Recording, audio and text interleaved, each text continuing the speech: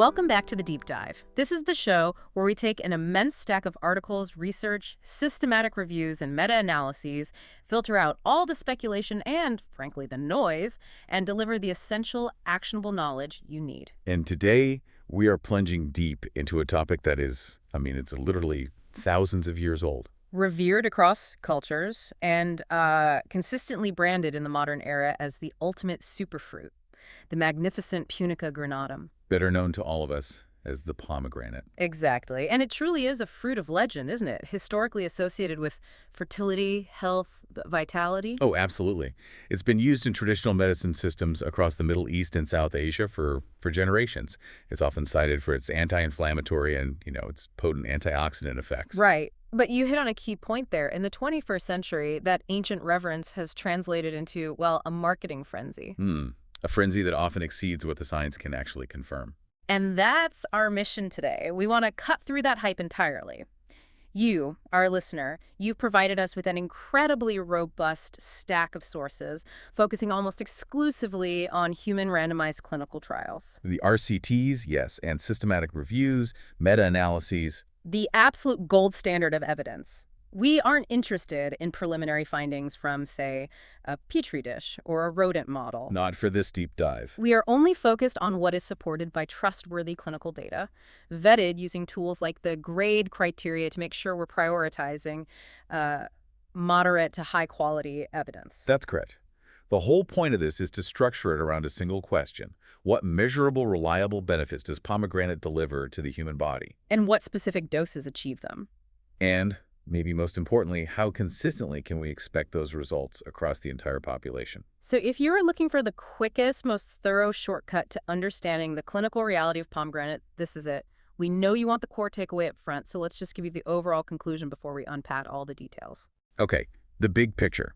The robust evidence, so the science you can really rely on, overwhelmingly supports modest to moderate benefits for cardiometabolic markers. And what does that mean in simple terms? Most notably, blood pressure reduction and improved endothelial function, so the health of your blood vessels.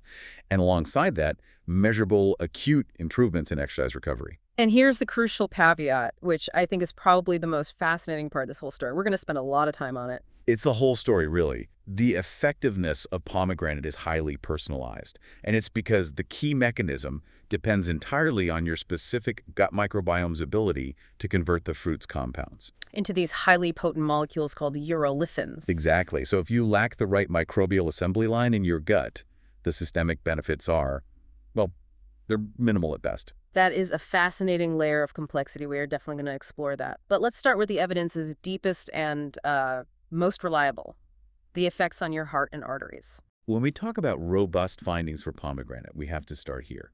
This is the bedrock. Okay. If there is one area where the benefit is consistently reproducible across multiple studies and meta-analyses, it is in cardiovascular function. The evidence for these effects is rated moderate, even high in some cases. Why so high? Because of the convergence of data. Yeah. We're seeing the same results from numerous randomized placebo-controlled trials. It's not a one-off finding. Let's start with the hard numbers then. Blood pressure reduction. We hear a lot about lifestyle interventions helping blood pressure. What does the pooled data specifically tell us about pomegranate's ability to, move the needle? The pooled data consistently confirms that the effect is statistically significant. So that means it's not due to chance. But clinically, we describe it as modest. Modest but real. Modest but real, yes. Multiple recent high-quality meta-analyses confirm that consuming pomegranate, whether it's juice or extract, leads to measurable reductions in both systolic and diastolic blood pressure, SBP and DBP. Okay, let's pause and get specific with that data because the devil is always in the details. Okay. When the evidence says modest but significant, what exactly are the typical reductions we are seeing? So the most recent meta-analyses, which have pooled data from up to, 17 high-quality RCTs, they consistently report systolic blood pressure. The top number reductions ranging from approximately minus 3.58 mmHg. Okay, so about 3.5 points. All the way up to a substantial minus 7.87 mmHg. Wait, hold on. A reduction of nearly 8 mmHg in systolic blood pressure from a dietary intervention. That's That's quite substantial. It is. That's often the goal of starting a first-line medication or implementing a major lifestyle change like the DASH diet. It is significant, and that's why these findings are so important. I mean, it's still less than high-dose pharmacotherapy, of course, but an 8 millimole Hg reduction at the population level is associated with a dramatic decrease in the risk of stroke and coronary heart disease. So it suggests that consistent consumption provides a highly relevant supportive role in managing hypertension. A very supportive role. And for DBP, the diastolic, or the bottom number, the reduction is consistently seen in the range of -1.47 millinHg to about -3.23 millinHg. Still significant. That really sounds like a powerful argument for proactive dietary intervention. So who specifically benefits the most from these reductions? Is it everybody? Well, the magnitude of the effects appears larger and more, let's say, clinically pronounced in individuals who already have elevated baseline values. Okay. So if your blood pressure is already high, you see a bigger effect. Exactly. We're talking about participants with diagnosed hypertension, those with type 2 diabetes, or individuals categorized as having cardiometabolic risk factors. Can you give us an example from one of the trials? Sure. There was a key RCT involving patients undergoing hemodialysis, a population that's highly susceptible to cardiovascular complications. They showed that consuming a relatively small dose, just 100 milliliters of juice 3 times a week for a full year. Not even every day. Not even every day. And it reduced their SBP by a robust 7 millimole Hg. So for people with existing high blood pressure, the difference between taking it and not taking it is often much, much clearer. So let's dig into the how. If I drink this juice, what is actually happening on a physiological level to reduce that pressure? What's the mechanism backed by human trials? The established mechanisms point primarily to improved endothelial function. The endothelium, can you break that down for us? It's the thin layer of cells lining your blood vessels. Its health is absolutely vital for regulating blood flow.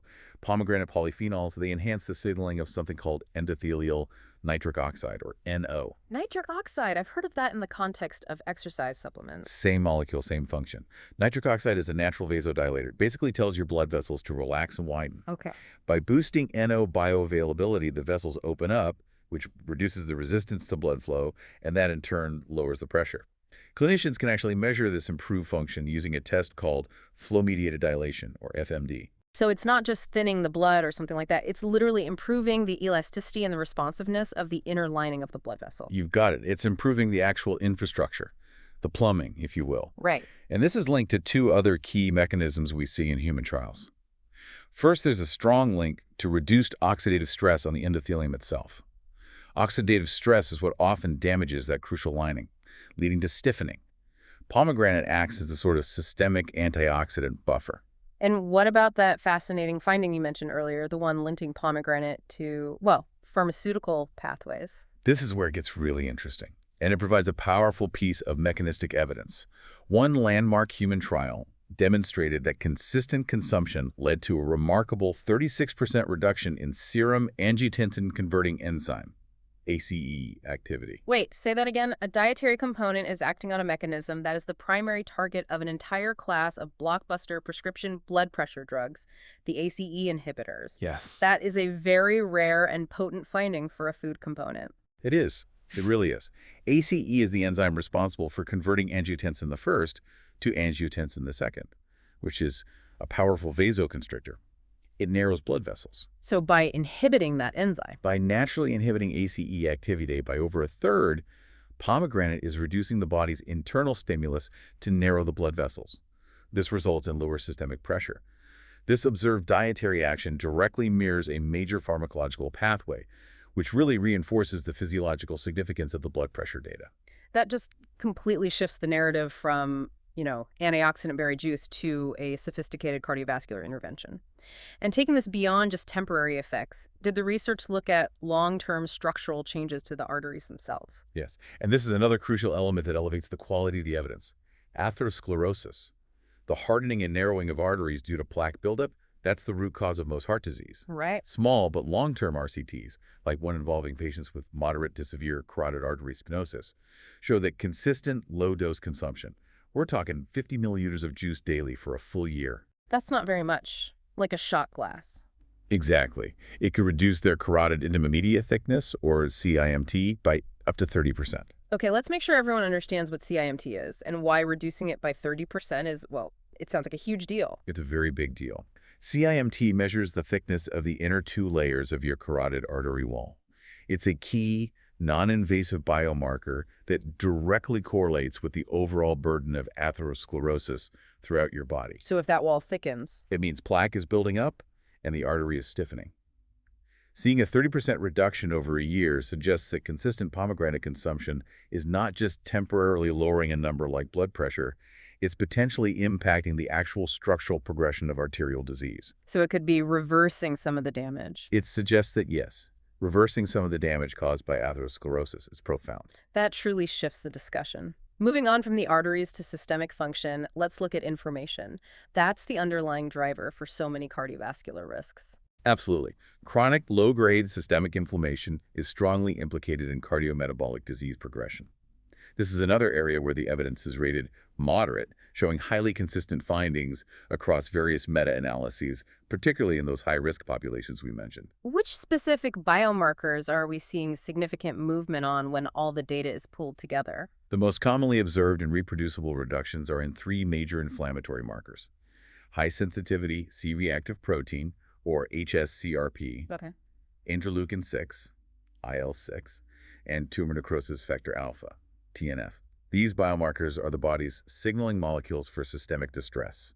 A chronic elevation of any of these is a major predictor of future health issues. So if pomegranate is consistently knocking down these three primary distress signals, what's the clinical takeaway? It confirms a systemic anti-inflammatory effect. And importantly, the results for C-reactive protein CRP are significantly clearer and more pronounced in patients who start the intervention with elevated baseline inflammation. What's the threshold for that? The typical threshold researchers look for is a CRP level above 1 mg/gl. So if you're generally healthy with very low inflammation, the effects might be minor. But if you have an underlying chronic inflammatory condition like type 2 diabetes or existing cardiovascular disease, pomegranate's anti-inflammatory power is much more evident and clinically relevant. That's a key piece of information for personalizing this data. Does this link directly back to the idea of pomegranate being a powerful antioxidant? Yes, it does. In parallel with the reduction of those inflammatory signals, multiple human trials demonstrate a pooled, statistically significant increase in total antioxidant capacity, or TAC. TAC. Think of TAC as your body's systemic protective buffer, its ability to neutralize harmful free radicals. This increase confirms that the compounds from the fruit, and crucially their metabolites, are actively working to mitigate oxidative stress throughout the entire cardiovascular system. Okay, let's transition to lipid modification, cholesterol, and triglycerides. This is often the first place people look when they consider a heart-healthy food, but the story here seems a bit softer than it is for blood pressure. That's a very fair assessment. The evidence for lipid profile modification is generally considered moderate, but we have to emphasize that the effects are definitely more modest compared to the profound improvements we see in blood pressure and endothelial function. We do see significant, albeit small, favorable changes. Specifically, what's moving? Pomegranate consistently shows an elevation in HDL cholesterol, the good cholesterol, by about plus 1.76 to plus 2.50 mg/gl in pooled data. That's a favorable shift. Okay, that's good. We also see reliable reductions in triglycerides, or TG, sometimes up to minus 14 mg/dl. And these effects are particularly pronounced in specific high-risk groups, like patients on hemodialysis, individuals with polycystic ovary syndrome, PCOS, or those with type 2 diabetes. Now, given that we're focusing on high and moderate evidence, we should be very clear about the limitations here. We are not suggesting anyone should stop taking their lipid-lowering drugs. Absolutely not. And that's the crucial caveat. When you look at the large meta-analyses, the changes to total cholesterol and LDL cholesterol, the primary targets of statin therapy, are often small, inconsistent, or just statistically non-significant across diverse healthy populations. So it's not a statin replacement. Not even close. While there are isolated trials that show strong LDL reductions when all the robust trials are pooled together, the evidence is just not strong enough to position pomegranate as a substitute for strong pharmaceutical lipid-lowering agents. It is unequivocally an adjunct, a supportive tool that improved overall vascular health. That's a great bridge. So if the lipid effects are modest, but the blood pressure and anti-inflammatory results are strong, how much of this fruit do we actually need to consume, and for how long to hit those consistent cardioprotective markers? The dosing needs to reflect what worked in the successful RCTs. The standard trial doses that show these consistent cardiometabolic benefits were typically 150 to 500 millimoles per day of 100% pure pomegranate juice. Which is about a glass. It often standardizes out to about 8 ounces, or 240 to 250 milliliters. So yeah, a common single serving size. If individuals opted for a concentrated route, like a capsule, the standard was 500 to 1,000 milligrams per day of a standardized extract. And how long before you see results? This is key. Consistency over a minimum of 4 to 12 weeks was required for these measurable effects on blood pressure and inflammation to actually manifest. This isn't an acute fix, it's the structural maintenance effort. That gives us an incredibly solid foundation on chronic disease prevention. That really is the gold standard application for pomegranate. Now let's pivot from chronic to acute function and metabolic regulation. How does it affect energy, exercise performance, and our daily blood sugar management? This moves us into areas with, let's say, low to moderate evidence, but often with high practical relevance, especially for those interested in performance enhancement and optimizing their daily metabolic function. And these benefits are quicker to appear. Much more quickly, yes. These are usually seen much faster than the long-term cardioprotective effects we've been talking about. Okay, let's start with exercise performance and recovery.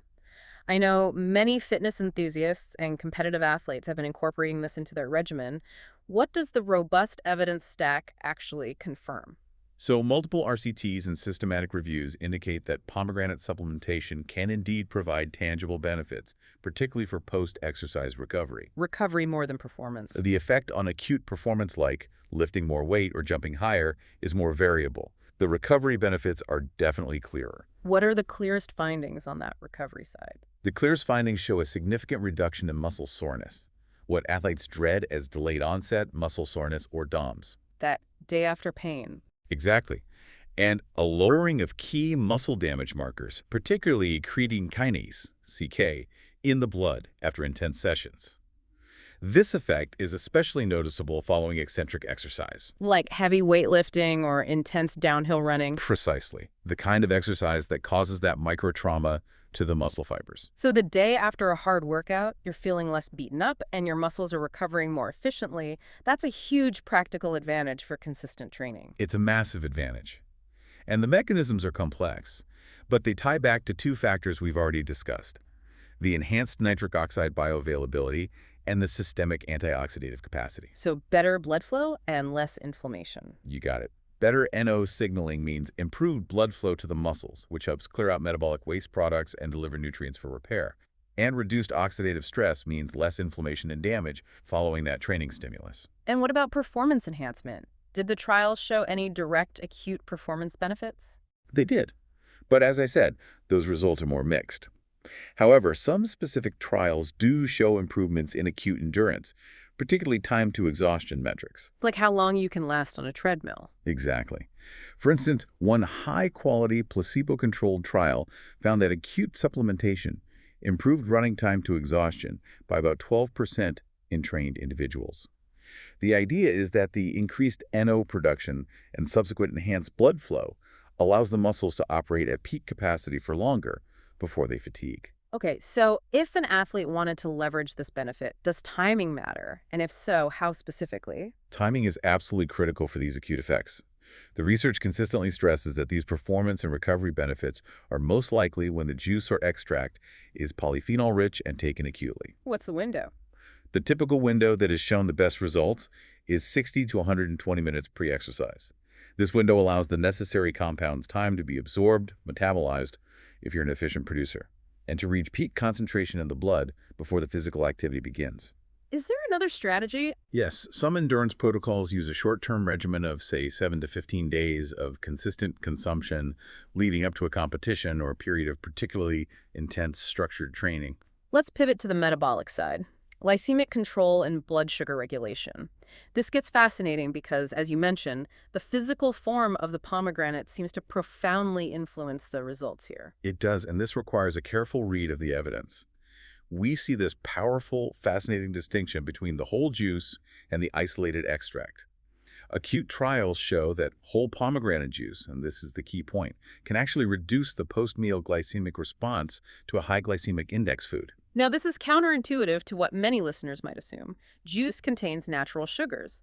So why would whole pomegranate juice reduce a blood sugar spike when a supplement often doesn't? This is what researchers call the matrix effect, the unique synergy of all the compounds present in the whole food.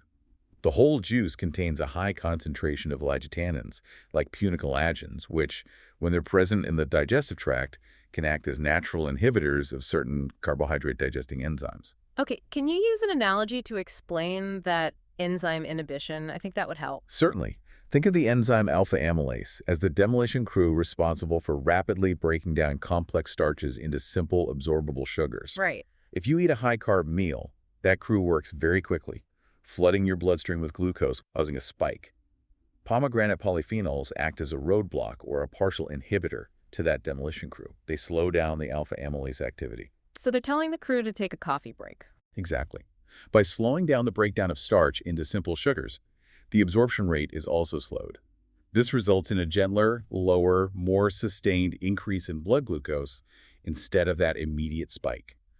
The pure polyphenol supplement often lacks this acute physical presence in the gut to perform this digestive slowing action. That is a powerful argument for using the whole food form for acute metabolic goals. But how does this translate to long-term control, particularly for people managing insulin sensitivity or type 2 diabetes? For long-term control, the mechanism shifts back to those systemic effects.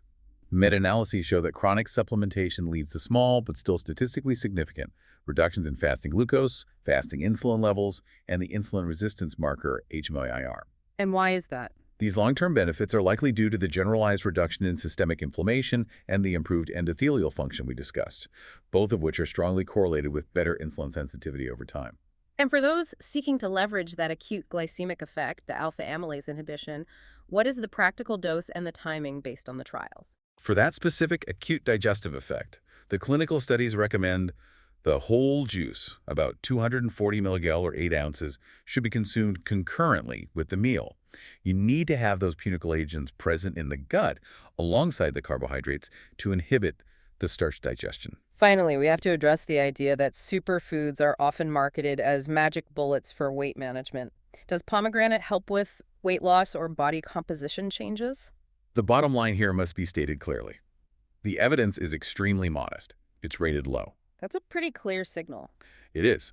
Meta-analyses, which pooled data from 10 relevant RCTs, showed statistically significant but very modest reductions in body weight, averaging only around minus 0.95 kilograms, and a small reduction in BMI. However, There's catch. the results are highly heterogeneous, and the effect size is simply too small to be clinically meaningful for someone primarily focused on weight loss. So we should view pomegranate as a healthy component that supports metabolic health and exercise recovery, but not as a primary strategy for changing body fat or achieving substantial weight loss. That is the responsible, evidence-based interpretation. The effects on body composition are inconsistent and minimal. Expecting it to be a magic bullet for obesity is just not supported by the clinical data. Okay, let's unpack this. We've established the consistent health benefits, but now we arrive at what you called the central scientific discovery that explains why those benefits are so inconsistent across different people. This is the big one. This is the absolute foundational key to understanding pomegranate efficacy. The true power of the pomegranate isn't the compounds in the fruit when you swallow them, but what your highly individualized gut microbiome does with them. If you walk away with one piece of knowledge today that will completely change how you view dietary polyphenols, it should be this conversion pathway. Let's start with the raw material then. What are the key compounds in the fruit, and why can't our bodies absorb them effectively right away? Pomegranate's main beneficial compounds are a class of polyphenols called ellagic, with the primary one being punicalagins. Punicalagins. And punicalagins are massive molecules. They're structurally too large and complex for effective absorption in the small intestine, which is where most nutrients get taken up. In their native form, ellagic are largely inactive systemically. How much actually gets absorbed? Only about 3 to 6% of the ingested amount is absorbed. They have extremely poor bioavailability. So these large, slow-moving molecules, these cargo ships, they just pass through the small intestine largely intact. Where do they end up, and who takes over the job? They travel, undigested, all the way to the distal colon, And this is where the highly specialized human gut microbiota takes over the metabolic process. The gut bacteria. Specific bacteria initiate a two-step assembly line.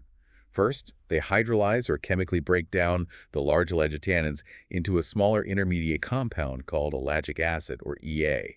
Second, and crucially, they then metabolize that ellagic acid into a series of much smaller, far more active, and most importantly, highly bioavailable systemic compounds called urolithins. So, the urolithins, especially urolithin A, are the highly maneuverable speedboats that actually get into our cells and do the work, while the punicalagins were just the raw material. That is a perfect analogy. Urolithins, especially urolithin A, UA, are the true bioactive drivers of the systemic health benefits we discussed: the improved blood pressure, the anti-inflammatory action, the mitochondrial support. And the timing proves this out. The timing is the smoking gun. Pharmacokinetic studies showed that ellagic acid peaks relatively early, within 1 to 5 hours post-ingestion, but the critical urolithins are detected much, much later, typically 12 to 56 hours post-consumption. Wow, that's a huge delay. And they can persist in the plasma and urine for up to 72 hours, demonstrating their sustained action throughout the body. That delayed action and the reliance on specific bacteria means the efficacy is highly dependent on whether you have the right workers in your gut factory at all. This is the scientific explanation for that inter-individual variability we see in the trials. Precisely. This is what researchers have termed the urolithin metabotype, or UM. Only a specific fraction of the population possesses the specialized gut bacteria required to perform this complex, multi-step conversion efficiently. Do we know which bacteria are doing the work? We do. Key specialist bacteria, such as species belonging to the Gordonobacter and Elagibacter genera, are responsible for this metabolic transformation. If you don't have them, you don't unlock the superpower. So how is the general population broken down based on this metabotype? This is essential knowledge for anyone considering taking pomegranate. Right. The current research recognizes 3 main human metabotypes. First, you have Metabotype A. The good one. These individuals are the efficient producers. They rapidly and effectively generate high levels of urolithin A. They are strongly associated with better cardiovascular outcomes, lower BMI, and are the most likely to experience the maximum systemic benefits. Okay, what's next? Second, Metabotype B. These individuals produce urolithin B and isorolithin A, but their conversion efficiency for the highly studied urolithin A is often lower. And the last group. And third, Metabotype 0. These individuals lack the necessary microbial taxa entirely. They produce minimal systemic urolithins. They might get some local benefits in the gut, but they derive virtually no systemic benefit from consuming dietary ellagic. That is a massive clinical disparity. You could have 2 individuals sitting at the same table drinking the exact same 8-ounce glass of juice, and one is generating this potent anti-aging molecule, and the other is just getting some expensive juice. The difference in potential benefit is staggering. It's frustratingly personalized. And here's another critical demographic point. The ability to produce urolithin A significantly decreases as we age. Really? Yes. In one cross-sectional study, the efficient producer rate dropped from about 61% in young adults to only around 40% in seniors. This is a significant factor, as the elderly are often the group who could benefit most from the cardiovascular and cellular protective effects of pomegranate. If the ability to unlock this fruit declines with age, and reliance on the fruit alone is a coin flip, that logically brings us to the latest research, bypassing the gut altogether. Correct supplementation. That is the cutting edge of postbiotic research. Since we know reliance on gut bacteria is highly variable, especially in older adults who are likely metabolic 0, scientists began testing the direct oral supplementation of urolithin A. Essentially skipping the microbial assembly line. Exactly. What does the evidence say for that direct intervention? Is this just theoretical, or has it delivered in human trials? This evidence is rated moderate based on rigorous human RCTs published in highly respected journals, notably JAMA Network Open. Oral urolithin A supplementation, specifically at a dosage of 1,000 milligrams per day for 4 months, was shown to significantly improve muscle endurance and critical mitochondrial biomarkers in older adults who were previously sedentary. And when you say critical mitochondrial biomarkers, let's be very clear about the significance. We're talking about the cellular engines of our body. What is urolithin A doing inside those cells? Urolithin A is a potent inducer of a process called mitophagy. Mitophagy is essentially the body's cellular recycling crew, specifically tasked with clearing out damaged or dysfunctional mitochondria. As we age, this cellular housekeeping process slows down, leading to an accumulation of damaged mitochondria, which in turn drives aging and functional decline. So by boosting mitophagy, urolithin A is making our cellular engines cleaner, more efficient, and, well, younger. Precisely. By improving these markers of mitochondrial efficiency and reducing toxic byproducts like acylcarnitines, the supplements demonstrated improved physical function and muscle endurance, particularly in the hand and leg muscles. And this gives people a direct strategy. It gives a direct, high-confidence strategy for people targeting cellular aging who may suspect they are non-producers. It offers a way to reliably access the beneficial compound without relying on their variable gut biome. We have spent considerable time on the most evidence-backed areas: cardiovascular health, inflammation, and cellular aging and muscle recovery. Now, let's shift focus to areas where the evidence is either preliminary, very low, or outright insufficient. This is where listeners really need to apply critical thinking and manage their expectations. Yes, this is important. We need to be clear about what we don't know. This raises an important question. What about cognitive function and memory enhancement? Pomegranate juice is frequently marketed with these claims. What does the clinical human data actually show? The evidence here is preliminary and overall rated low to very low. We have a few small pilot RCTs that show some promise, but they lack the scale and duration needed for a firm conclusion. For example, one small trial in older adults with mild age-related memory complaints did show positive improvements in verbal memory measures after long-term consumption. Were there objective measures beyond just self-reported memory improvement? Yes, thankfully. That same trial showed increased cerebral blood flow measured using fMRI activity in regions associated with memory during cognitive tasks. Ah, so there's a plausible mechanism. There is. The theory is that the same NO-boosting mechanism that helps blood flow to the heart also helps blood flow to the brain, combined with the general neuroprotective and anti-inflammatory effects of the urolithins, which we know are able to cross the blood-brain barrier. But despite that plausible mechanism and those initial promising findings, why is the overall evidence rating still so low? The hang-up is the lack of scale and replication. Systematic reviews looking across all the trials find insufficient and highly inconsistent human data. And crucially, there are currently no large-scale, long-term RCTs that measure hard cognitive outcomes. Like dementia prevention. Exactly. The actual incidence or prevention of dementia or Alzheimer's disease. Right. We need years of large-scale data before we can confirm these benefits are more than just preliminary trends. Let's address some of the biggest, most sensational claims often associated with any superfood category: longevity, cancer prevention, and sexual function. What does the stack of robust clinical evidence actually confirm for these areas? The summary here is straightforward and consistent. The evidence is insufficient or very low for any definitive claims. Okay, let's start with longevity. For longevity, we must state this clearly. There are NO human RCTs that measure lifespan or all-cause mortality. Any perceived benefits are only inferred indirectly through improvements in those surrogate biomarkers we discussed, reduced cardiometabolic risk, or better mitochondrial health. It's reasonable speculation based on mechanism, but it's not clinical fact. What about prostate cancer? This was a high-profile claim about 15 years ago, leading to significant initial research. Why didn't that momentum continue? The initial interest was driven by a few promising but uncontrolled trials, notably a 2006 study by Pantuck, which showed that pomegranate extract prolonged the prostate-specific antigen doubling time, or PSADT, in men who'd been treated for prostate cancer. And slowing that down is a good thing. It's a very good thing. PSADT is a measure of how quickly the cancer marker is rising, so slowing it down was a significant, exciting finding. So why the caution now? Because subsequent larger placebo-controlled trials showed significantly weaker and often mixed results. The high doses required for potential biological activity, often 400 to 570 milligrams of active polyphenols per day, yielded inconsistent efficacy. The current consensus from major medical institutions is simply insufficient evidence for recommending pomegranate as a cancer therapy. Or as a preventative measure. Or as a strategy to slow disease progression outside of standard treatment. It remains an area of interest, but one without clinical endorsement. And finally, a claim that seems to pop up a lot in the wellness space: erectile dysfunction, or ED. Evidence is insufficient, full stop. Only one small crossover RCT was published on this topic. Right. And while it suggested a plausible mechanism based on nitric oxide, the study showed only a non-significant trend toward benefit. It is simply not robust enough to warrant a clinical recommendation, especially given the availability of effective pharmaceutical treatments for ED. So when you look at the entire stack of research, regardless of the positive findings in blood pressure and recovery, What are the most critical, unfilled research gaps that need to be addressed before pomegranate can move into official medical guidelines? The number one gap, by far, is the lack of data on hard clinical outcomes.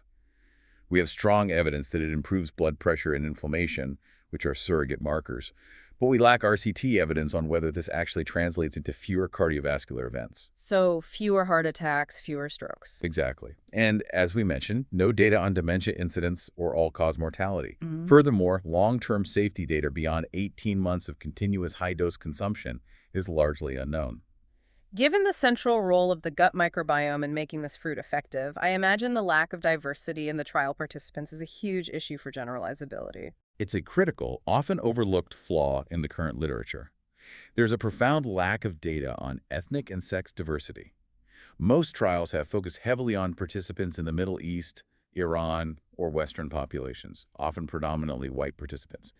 The most advanced urolithin trials often enrolled overwhelmingly white participant pools. Why does that lack of diversity matter so much in this specific context?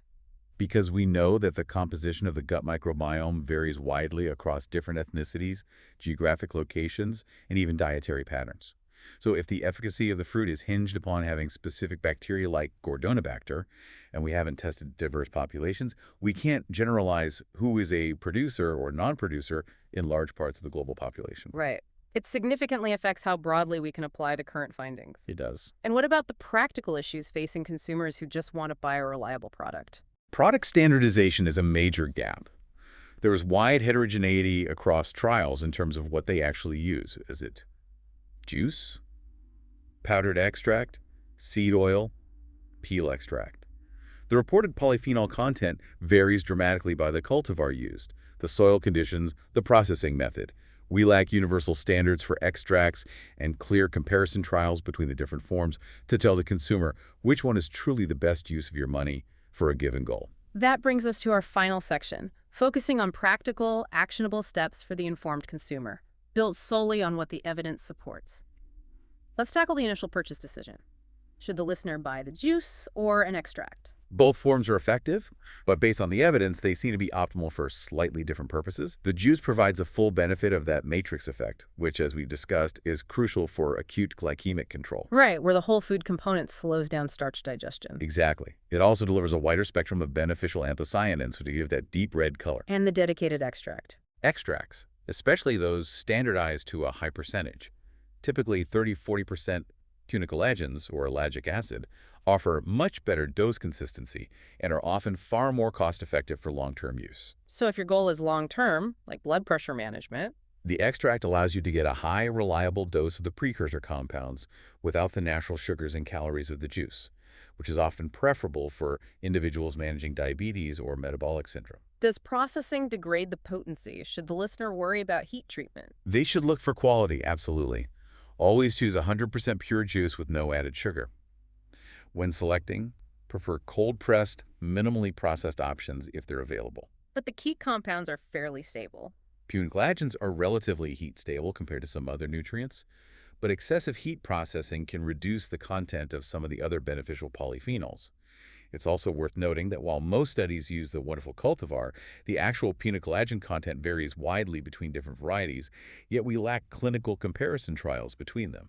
Now, let's summarize the actionable dosing recommendations based on the strongest evidence we reviewed today. Okay, for generalized cardiometabolic and anti-inflammatory benefits, the gold standard dosing is daily consumption of approximately 240 to 250 ml, that's your 8-ounce glass of whole juice, or our 500 to 1,000 milligrams per day of a standardized extract. And remember the time frame. Yes. Remember, this requires a minimum duration of 4 to 12 weeks of consistent intake for effects on blood pressure and inflammation markers to manifest. And for those specifically looking to bypass the gut variability and target cellular aging. For mitochondrial health in older adults who want to hedge their bets against being non-producers, the direct urolithin A supplementation has demonstrated efficacy at 1,000 milligrams per day. This dosage directly addresses cellular aging by boosting mitophagy, as shown in those JAMA network trials. And how should the listener time their intake beyond the acute pre-exercise dose we talked about? For consistency, especially for the cardiometabolic trials, a once-daily dosing, often taken in the morning, is the most common protocol. If you're using the juice for acute exercise effects, the dose has to be taken 60 to 120 minutes pre-exercise. And for acute glycemic control, the juice should be consumed with the meal. Finally, we arrive at the most crucial practical safety warning. While pomegranate is generally well tolerated in trials, with rare, mild GI symptoms being the most common adverse event, there is a significant evidence-based clinical caution we must address regarding specific drug interactions. This is non-negotiable information for the informed consumer. Pomegranate juice consistently shows in vitro inhibition of the cytochrome P450 enzymes, The CYP enzyme. specifically CYP3A4 and CYP2C9. Think of the cytochrome P450 system as the body's primary detoxification crew, metabolizing and clearing out medications and toxins. This inhibitory effect is mechanistically similar to how grapefruit juice interacts with drugs. So if pomegranate inhibits these enzymes, what is the consequence for someone taking medication? If you inhibit the enzyme responsible for clearing a drug, the concentration of that drug in your bloodstream rises higher and stays there longer than intended. This can potentially lead to toxic levels. This is particularly dangerous when dealing with drugs that have a narrow therapeutic index. Let's define narrow therapeutic index drugs simply for the listener. These are medicines where the difference between a helpful, effective dose and a harmful, toxic dose is very, very small. They require precise dosing. If pomegranate boosts the drug concentration even slightly, it can lead to severe side effects or toxicity. Who specifically should exercise extreme caution and consult their clinician? Anyone taking these kinds of drugs metabolized by CYP3A4 and CYP2C9 must seek professional consultation before incorporating high-dose pomegranate into their diet. We're specifically talking about several major drug classes. Like what? First, statins, like atorvastatin and simvastatin. They're heavily metabolized by CYP3A4. There are published case reports linking concentrated pomegranate consumption to severe muscular complications like rhabdomyolysis in patients taking specific statins. Okay, that's serious. What else? Second, immunosuppressants, like tacrolimus, which are vital for transplant patients. Raised blood levels of tacrolimus have been reported. Third, anticoagulants, particularly warfarin. There are case reports of increased INR, which means the blood is thinning too much, leading to an increased risk of serious bleeding. And one more. And fourth, PDE5 inhibitors, like sildenafil. Because of the combined effect of NO boosting and reduced clearance, rare case reports of adverse events like priapism have been noted. So the responsible, evidence-based advice is clear. Pomegranate is generally safe, but if you are on serious chronic medication, talk to your doctor and pharmacist first. Absolutely. And if you do proceed, consider separating the consumption by a minimum of 2 to 4 hours from your medication dosage to reduce the immediate risk of interaction. Safety always comes first. This has been an incredibly detailed and surprisingly nuanced look at a fruit that many people just assume is a simple, generic antioxidant boost. We've gone far beyond the headlines. We have. We've established that there is reliable, moderate to high-quality evidence for its use as a valuable adjunct therapy for managing hypertension, protecting endothelial function, providing consistent reduction in inflammatory biomarkers, and improving acute muscle recovery. But the clinical advice remains firmly grounded in the science. Pomegranate is a valuable, evidence-backed adjunct to standard care and lifestyle modifications. It is not a replacement for medication. And your personal mileage will vary dramatically because the extent of its effectiveness is inextricably linked to the highly individualized composition of your gut microbiome. Which brings us to our final provocative thought for you to mull over as you go about your day. We learned today that the true power of this ancient fruit lies not in the fruit itself, but in the Urolithin A metabolite, and that up to 40% of the population and even more seniors cannot produce it naturally. So if the systemic benefit of a well-studied superfood like pomegranate is entirely dependent on having the right microbial assembly line, how many other traditional functional foods, nuts, seeds, deeply pigmented berries are we consuming based on their theoretical nutrient content, only to have their powerful systemic benefits wasted because we lack the right bacteria to unlock their true potential? Should we, as health-conscious consumers, focus less on just eating the right food and more on strategically feeding and cultivating the specific bacteria we need to gain those benefits? Something to ponder deeply indeed. Thank you for joining us for the deep dive. We'll see you next time.